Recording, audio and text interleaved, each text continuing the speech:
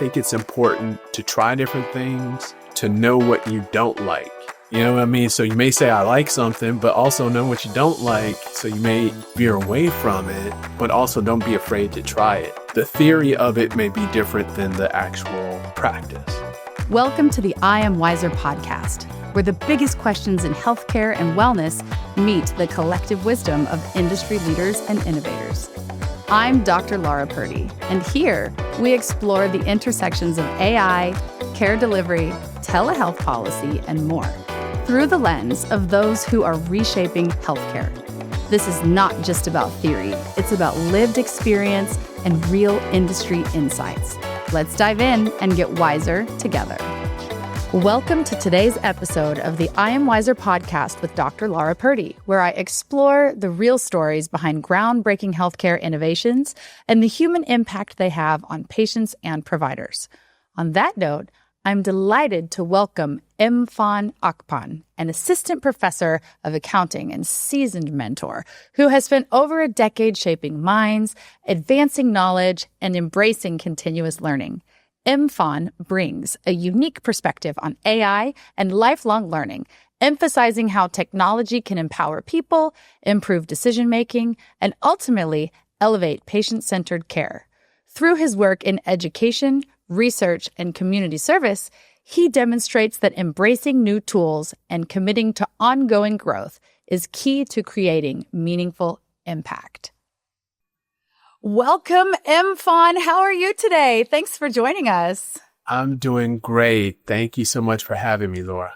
It's exciting to get to speak with someone from a totally different industry, by the way, than I really know much of anything about. So I'm obviously in healthcare, and that's what I've done my entire professional career. So tell us a little bit about the industry you work in, where you are, what you're doing, and how you got there.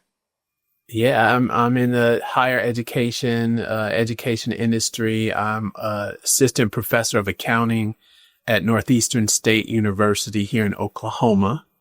Wow. Got here is a winding path, a long path of, a lot of school, to get my doctorate in accounting, but I'm happy to be here, happy to help, students to get to where they want to be, which is ultimately in the workforce. That's really cool. A doctorate of accounting. I'm curious, did you have a special project or some sort of did you do something at the end of your doctorate? What did you focus on? Yeah. So I had my dissertation, which was what we call applied research. So I solved a problem actually for Uber. So an executive for Uber had an accounting issue, and my dissertation was helping with that particular issue. That's really impressive. I mean, at that time, was Uber a small company or were they a big company that we know today? Oh, it was a big company. It was a big Wow. company. So it was an exciting opportunity. And I got to give, shout out to my dissertation chair, Dr. Tiffany Schuster, who presented that, she introduced me to at the time, the executive at Uber who had this challenge. She didn't tell me who he was or what it was. She just said, hey, listen, I want you to meet with this person. It's a potential, dissertation topic for you.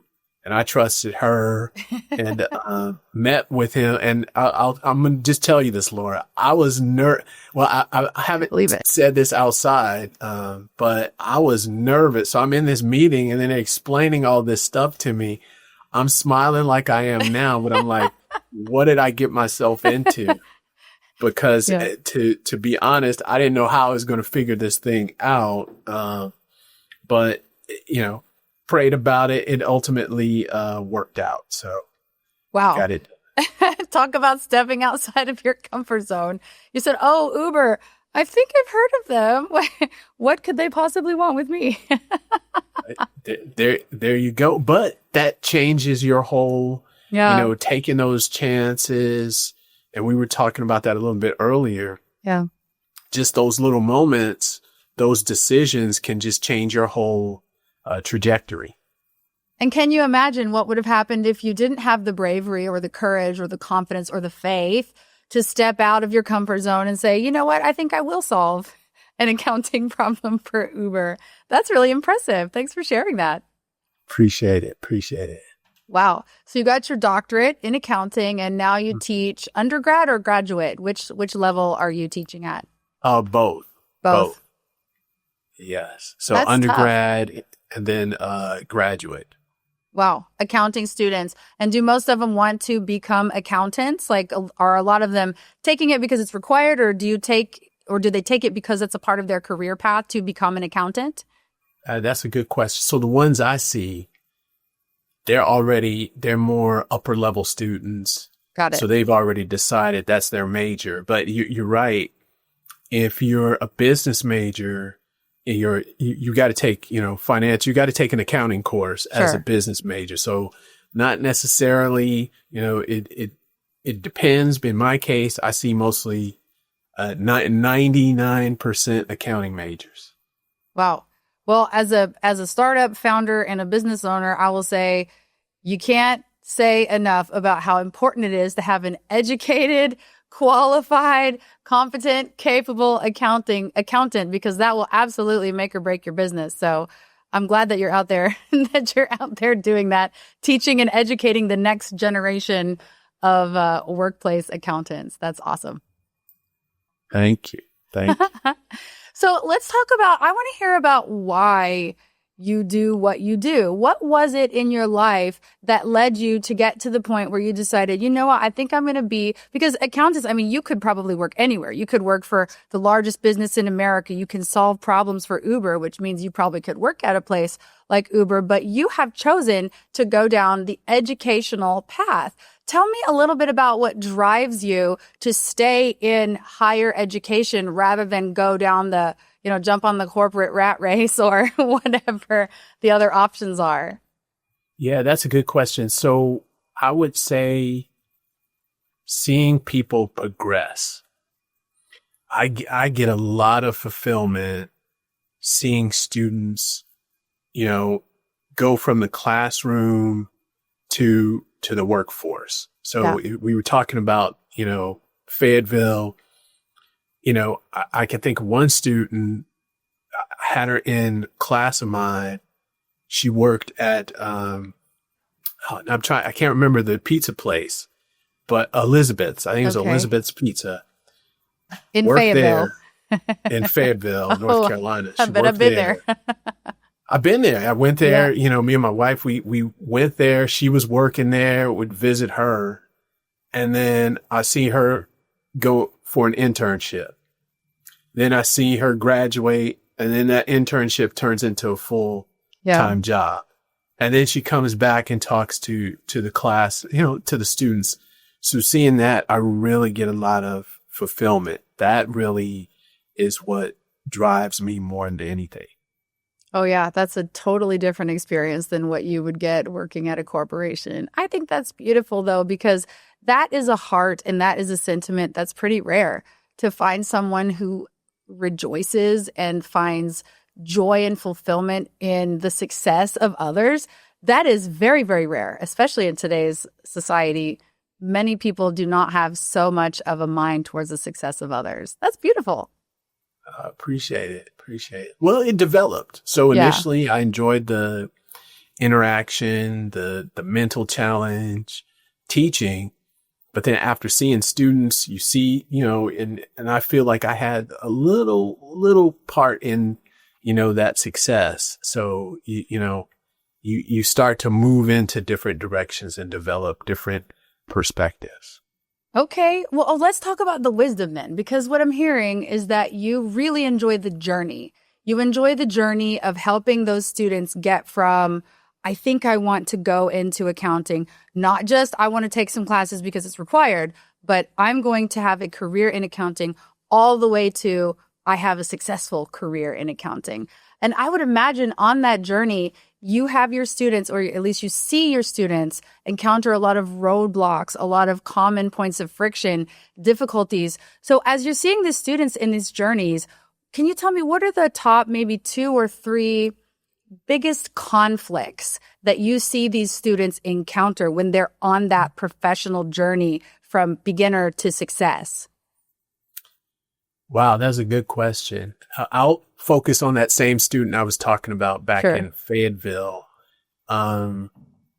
who later on, she let me know that something I did indirectly helped her or motivated her to move forward. And one of those things was I invited another student's mom to come and speak to our class. I didn't think, it was great. We have a guest speaker, but she let me know that that person coming in describing not her day to day, like what she does, like in the office, but more so talking about her whole career progression. In other words, she was able, she graduated, she got a job, she, got married, had, the student who was in our class gave birth to the student there, was able to take time off, go back into the workforce, work in different areas. So she relayed to me that that was very important because that inspired her, because now she could see that, okay, this is something that I can do. Now, that didn't click with me because I didn't invite her. I brought her in to talk about, the technical, the day to day, but that got me to see how important those types of conversations are, especially if you're someone who's not in the you're not working on the job. So you're learning about it, but you're kind of wondering, what would my life look like? Or, how, where would I fit in with this? So that was one. The other thing that she taught me was, learn about, different areas of accounting. So, she was in my auditing class. She had tax. She did not like tax. And who does? But she didn't like it. She didn't like the class. Yeah, I get it. Which was, she didn't like the tax class, but then she got her internship in tax. Oh. So then actually doing the internship, she loved tax. That's her job. She loves, so it was a total kind of, 360. So I think it's important to try different things. Also to know what you don't like. Yes. You know what I mean? So you may say, I like something, but also know what you don't like. So you may veer away from it, but also don't be afraid to try it, because the theory of it may be different than the actual practice. I love what you said. Let's go back to that first point, because what you're saying here is really impactful. I hear this a lot from doctors too, because we go through our education and we are told this is how you must practice. You must get out of residency. You must go work for a hospital. You must do research. Whatever it is you're supposed to do varies based on specialty. But I'm a really good example of the fact that there are so many more ways. Just like what you're saying with Elizabeth and your other student's mom, there are so many other ways that we can choose. And if it doesn't feel right to follow the path that you are told you should do, or what the traditional path is, it can be really inspiring to find role models that you can look to and say, I like what I see there. That looks really interesting to me. And so I think finding a role model, finding a mentor, or even finding an anti-role model, someone that you say, I don't want to be like that, that can be really powerful for your students. Yeah, it is. Cause I'll have, individuals coming in and they may work, I had some individuals working government accounting. They come in, students will, they'll tell them what my day to day is like. And I'll have some students who are like, you know what? So for example, I had some visitors who worked in internal audit in government. Okay. And they're like, I'm never at my desk. I'm hardly in the office. I'm always going different places. And then after their visit, I had a student tell me I couldn't do that. I want to sit at my desk. I want to be there all day. I don't want to leave. I don't want to travel around. I couldn't do that job. So I was like, that's great. So now you learned something you don't really want to do, because you prefer to just be in that one spot, But I think our desires and our likes, dislikes, and preferences, that's a really important key to help us understand the path that we should walk down rather than bumping into walls, taking opportunities that are the wrong ones. And that's actually a really good point to touch on, because I do hear a lot of people, younger people, when they're thinking about going to college, they say, well, it's an engineering school, so I guess I'll do engineering. Or my parents are doctors, so I'll probably go into healthcare. And to say to them, okay, but what is it that you want to do? What sounds exciting to you? What sounds fun to you? Even if it's not sitting at a desk, or yes, sitting at a desk all day, every day. If we make those choices that move us in the direction of where we're interested and where we're passionate, then we're living from our purpose rather than living from routine, mandate, tradition. Exactly. And then also, I think some of it is you don't waste as much time because you kind of know where you want to go and what you want to do. So you're not kind of stumbling a little bit, or what could happen, you may get into an area and you don't like it, and then you leave the profession altogether. So I think it's important to know those options and also know, what you would enjoy. I'll give you, I got a more recent example. I love it. Because I always try as much to have practitioners come in and then talk, especially after that one student relayed that to me, how valuable that was. And recently I did that. And one of the questions was about work-life balance. And one of the students was like, hey, I work from home. And, that he has kids. He's like, you'd have to pay me a lot of money to get me to have to change my position to where I have to be in an office, so those are things that wasn't a technical that wasn't a question about the audit work. That was more work-life balance, but that's still important, for someone to understand, like, okay. The guest speaker I brought in answered that question and was able to give, him some insight to that and, acknowledge that part is very important. And it's important to know that everyone has a different preference and none of them are wrong, right? It's not wrong to want to work from home.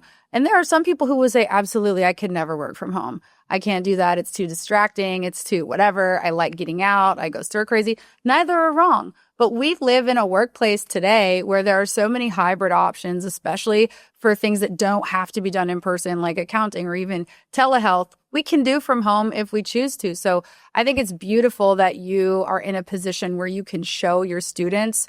I know when I was going through college, which was a long time ago, none of these options even existed. I mean, there were no hybrid work from home, remote environments. It didn't exist, and we didn't get exposure to that. So I think it's beautiful that your students are getting that exposure early so they can start planning, because I'm sure that you've seen a lot of people in the emerging adult generation have a lot of fear or analysis paralysis because they don't know what they want to do, and they fear that they don't know what they want to do, and they think that they might never arrive at it.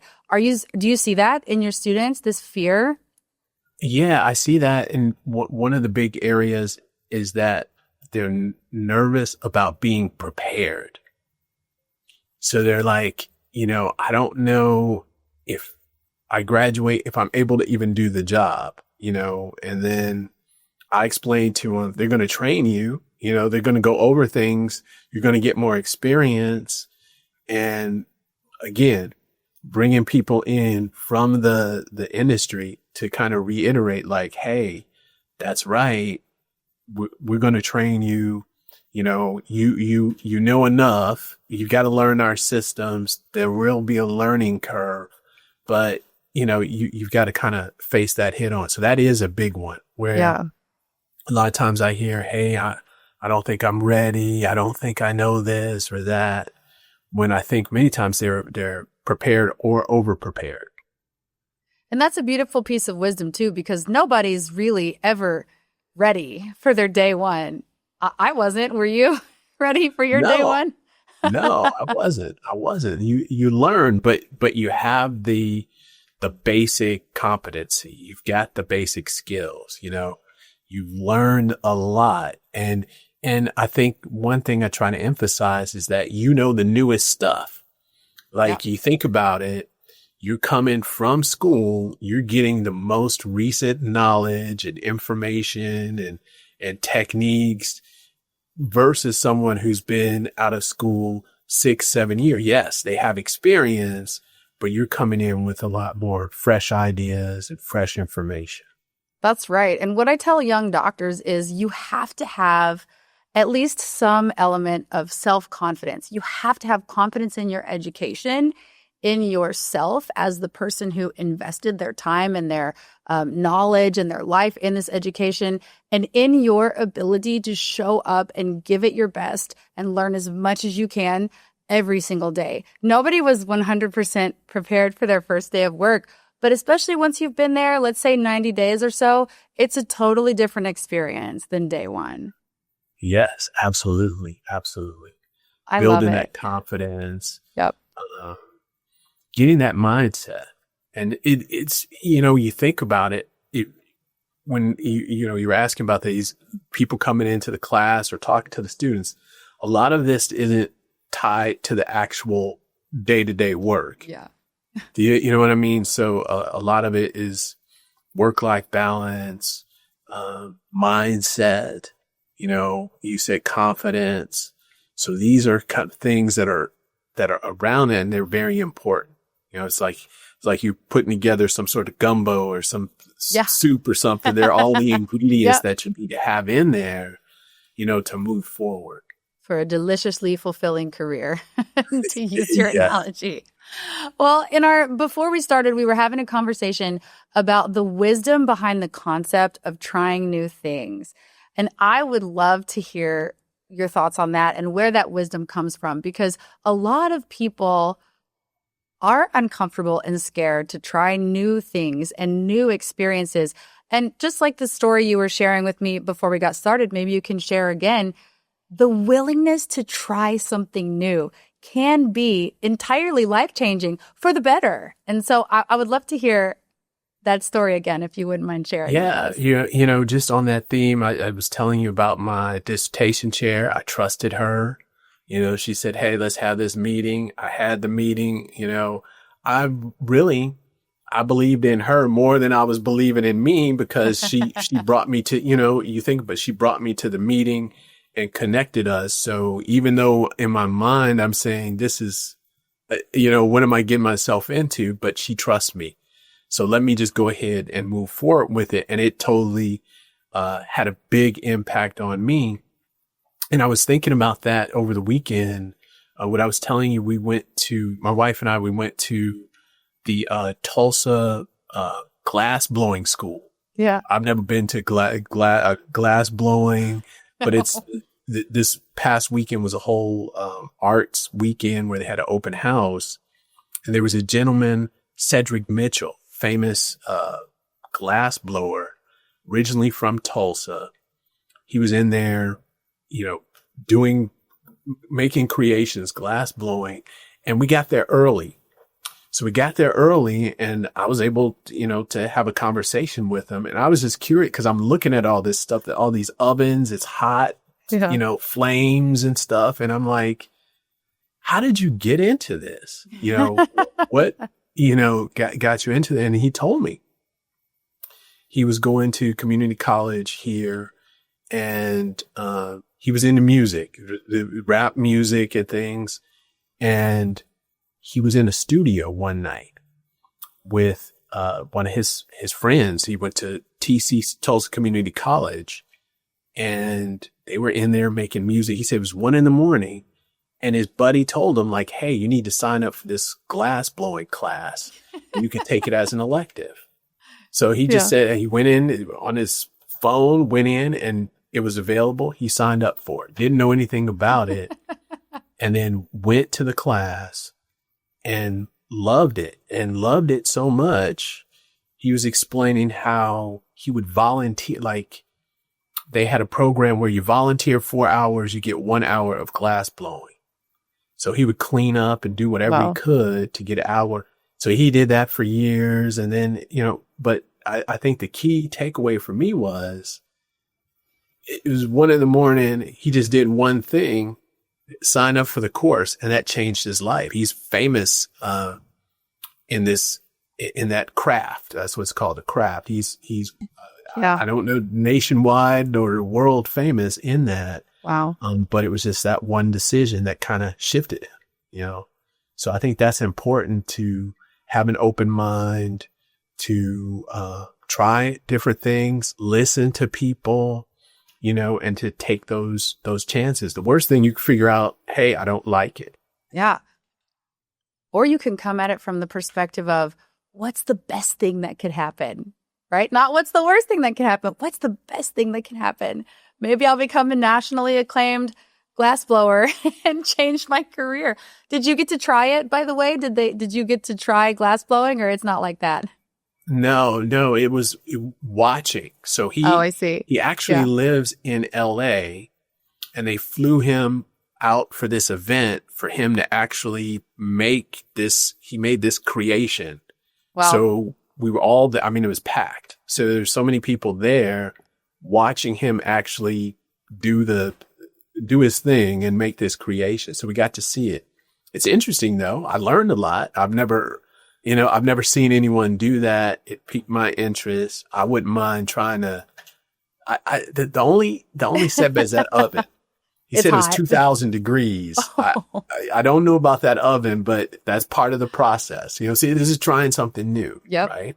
Out of that comfort zone. But again, if we take advantage of the opportunities that are in front of us, even if they even remotely sound fun or cool, you never know, right? You never know which opportunity is going to bear so much fruit in your life and in your future.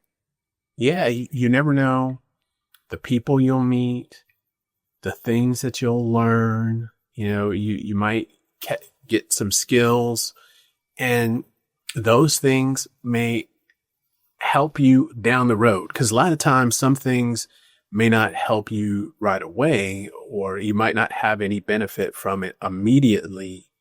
But then later on, it's something that, you're like, that thing, I thought it was something small or something strange to do, but that ultimately, changed my, you change your life. And I could think of some instances like that, where things like that have happened to me. Me too. Well, I'm feeling so inspired, and I'm really happy that you decided to be a teacher, because I have 5 children, and they're all going to go to school someday, I assume.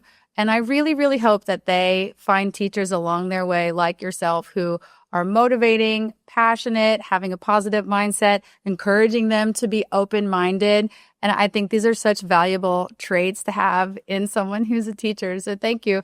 On behalf of all the parents of the students out there, thank you for what you do for our babies. It's really good work that you're doing.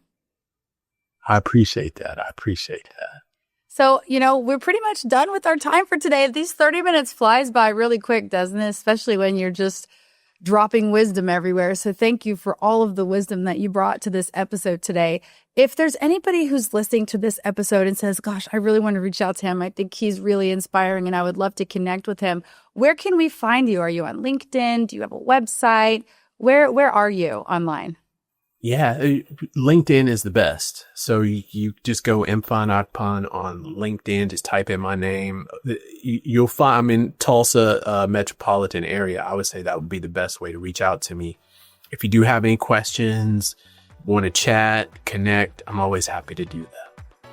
Thank you, Mfon. It has been an absolute pleasure and an honor to have you here today. I wish you all the best out there in Tulsa, and thank you again for what you're doing for our students. I appreciate it, Laura. It's great being here, and I appreciate the opportunity to share on your platform. Thank you. Bye. Thank you for tuning in to the I Am Wiser podcast. where each episode brings us closer to a wiser, more human approach to healthcare. If today's conversation inspired you or sparked new ideas, share it with someone who's ready to rethink healthcare. And if you have a story or innovation that could light the way for others, reach out. We'd love to hear from you. This space is yours too. Don't forget to follow, rate, and review us on your favorite platform. Until next time, stay curious, stay courageous, and stay wiser.